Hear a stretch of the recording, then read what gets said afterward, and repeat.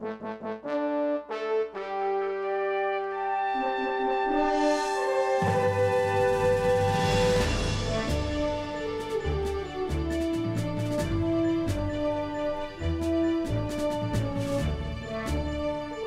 Sunday, everyone. Welcome to Our Issues Birmingham. I'm Tommy Spina. Today's guest is none other than David Sher.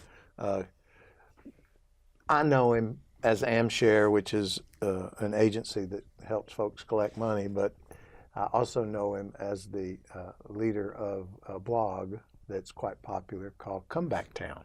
Right. And today we want to talk about things that ComebackTown talks about, because I think they're relevant to our city and our viewing area. So one of the things that you and I have had a pet peeve about is what we can identify basically as redundancy in government, in the fact that Jefferson County is comprised of 36, I think, municipalities, all with separate police departments, garbage facilities, city councils, mayors, police forces. Is that ever going to change? Okay, well, ComebackTown.com is a blog that I've published for the past 6.5 years. And the objective is to try to create prosperity for the Birmingham community. And the way to do that, I think, is try to make people feel uncomfortable with the status quo. So as you said, we have 35 municipalities. We have 54 fire departments. We have 24 police departments, plus the sheriff's department. And so this gets rather convoluted when you get through with it. One of the things that I think I'd like to, because we could talk about this in lots of different ways, but people talk about that they live in a neighborhood and there's garbage trucks from 3 different cities that are coming by. In certain parts, there are certain parts of Dolly Ridge Road, for example, which is a relatively short road. It's probably 3 miles long from Rocky Ridge to 280. And on that road, there is Mountain Brook, Vestavia, and unincorporated Jefferson County. Right. And that is fairly typical. People say, well, this is what we have in my neighborhood because I'm familiar with it. But this goes on, all of the time.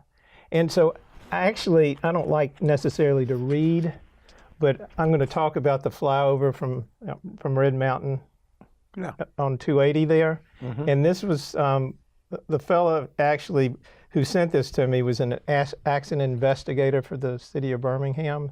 So he knows the different areas. And when you talk about flyover, you're talking about what? We're talking about when you're going from downtown out 280. The little bend in the road where just past the cut? Where you're going to go over the bridge. Mm-hmm. Like if you kept going straight, you go to Homewood. Right.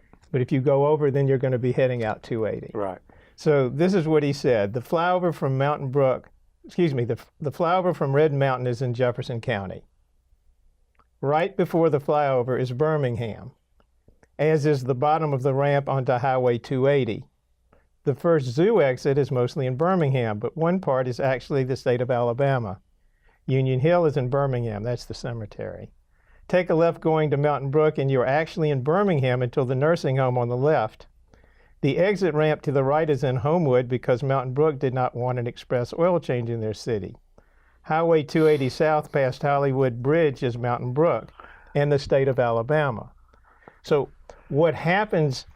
That's pretty good. We have 16 emergency 911 call centers in Jefferson County. 16. Most counties have 1.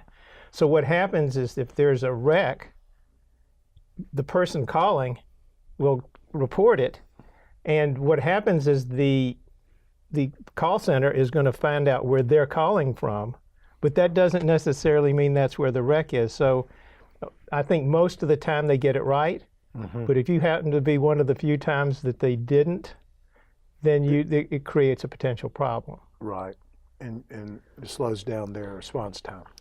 Right, and so I hear numerous complaints from people about these are the things that are happening. And of course, that would be a simple solution, is that why don't we just have one common 911 call center and to try to help that. First of all, you take Vestavia Hills. Why don't we have one 911 call center? I imagine because it's political that, each city feels like they want to have control over all of that.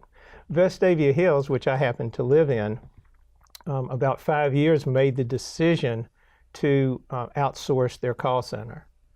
And they saved $1,200,000 initially just for equipment. And they've saved about another $500,000 a year since then. So you can see the huge amount of savings. That's just one city.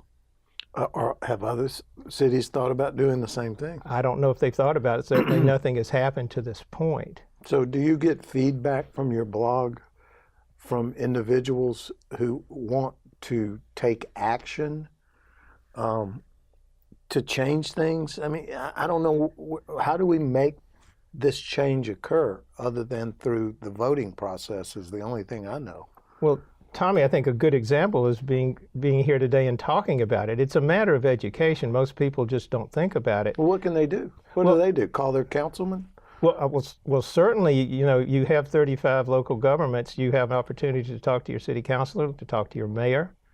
And that's just one of the many redundancies that you have. We could talk about many others. I mean, take, for instance, people complain all the time about 280. And there was a big effort by ALDOT to try to put together a common package that would make a significant difference. Now, you have to ask your question, why couldn't we do that, since everybody would like to facilitate that process? Like a rail down the center? Well, whatever the solution is, but there are 5 different cities that it goes through in 2 counties.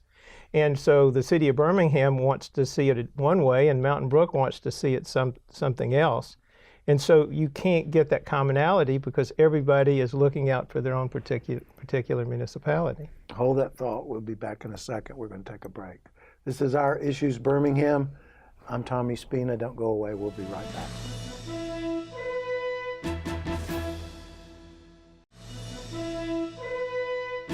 Welcome back to Our Issues Birmingham. I'm speaking with David Sher, and we're talking about a variety of things to eliminate redundancy in government. So that naturally leads to, how do you get folks to come together? And I think if we could get this, there's a council out there of cooperating communities that not all members of all the municipalities participate in. So that's problem one, is get everybody going. But do tax incentives help create some commonality? Is that a possibility to get things going? Do we offer them? Well, tax incentives is what oftentimes government give to businesses to encourage them to come to their municipality. Yeah, but they compete with one another. Well, that is the heart of the problem. I think you can kind of go back and watch some of the history of all this, Tommy. Trinity. Well, let's even go back before Trinity. I mean, Tom Williams Buick used to be, Tom Williams, the automotive group, used to be in Birmingham over on the south side.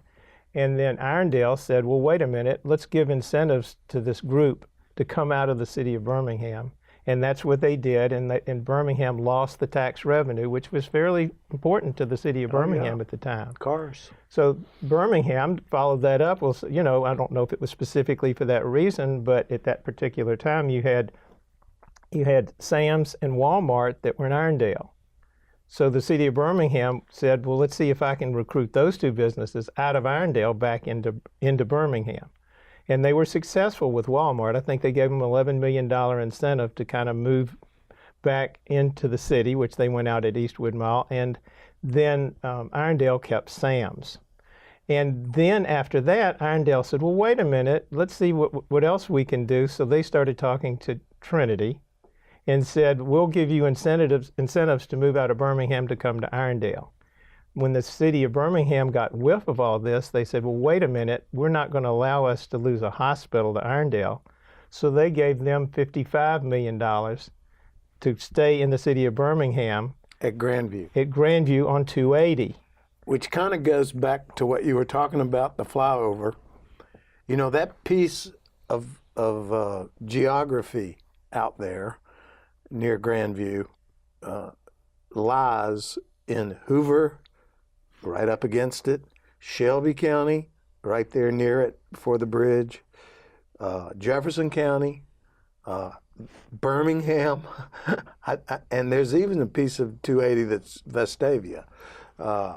So you're running into the same issues there in terms of this overlapping. Right. And I know we're going to talk about how do we solve this problem later on, but it's perplexing.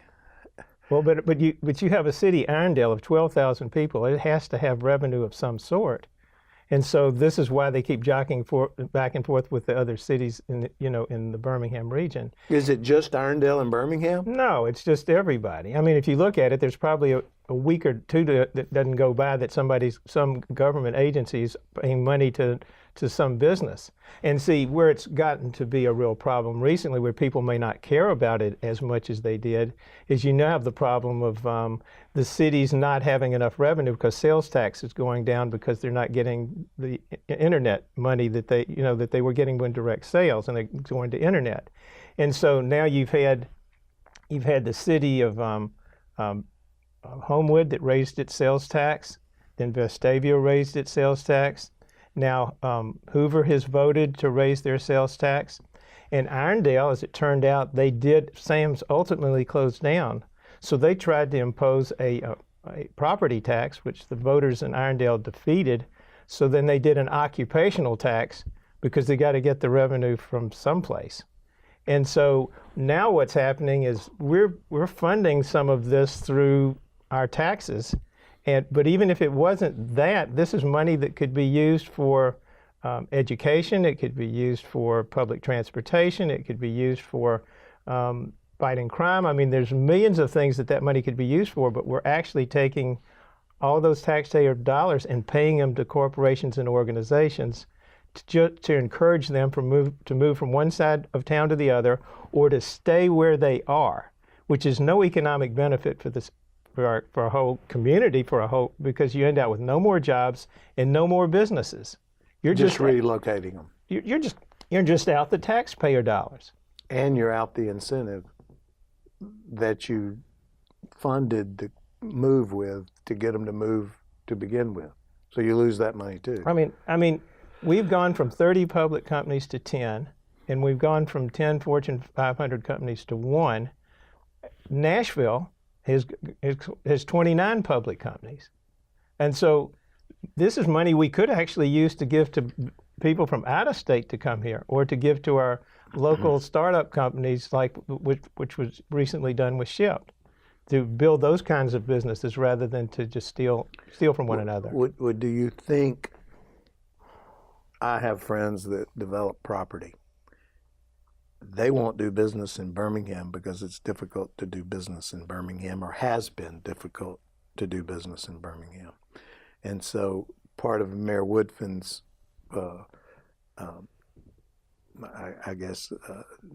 needs and desires and wants and on his wish list is to make Birmingham more user-friendly. Right. Because it's not, or has not been over the past few years. Do you think our reputation going after these big corporate spots that we're losing is affected by the fact that we are so divided?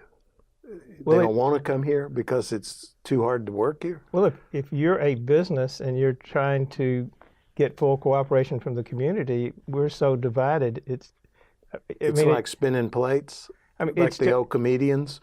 I mean, if you're a small business and you want to open up and you're going to serve the broader community, you might have to get multiple licenses from different governments. It's so much more complicated. And you compare that to a city like Nashville, and there are many others that have one city in the county.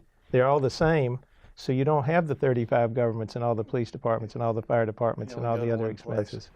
We're going to come back in a minute and talk about solutions. We are. And I hope you have some good ideas, because I don't. This is Our Issues Birmingham. I'm Tommy Spina. Don't go away. We'll be right back. Welcome back to Our Issues Birmingham. I'm Tommy Spina, talking to David Sher. We've talked about a myriad of problems created by the redundancy in government in our area, which I talk about a lot.